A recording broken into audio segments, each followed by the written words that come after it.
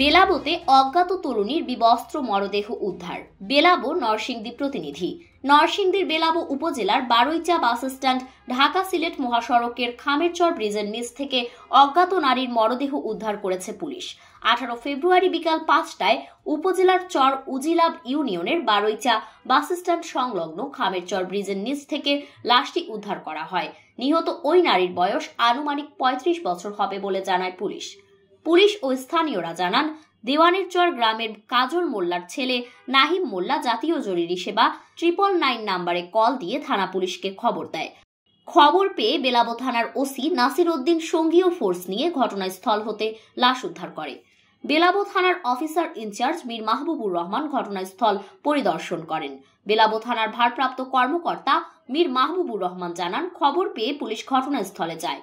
জেলা পুলিশের ঊর্ধ্বতন কর্মকর্তারা উপস্থিত হবেন। মরদেহ উদ্ধারের কাজ চলছে। পরবর্তীতে আইনানুগ ব্যবস্থা গ্রহণ করা হবে। ফারিন রহমান প্রীতি, প্রিভিয়ান টাইমস, নরসিংদী। দেখতাম পারছি না, মহিলা যাইটা চিহ্নত হইছে।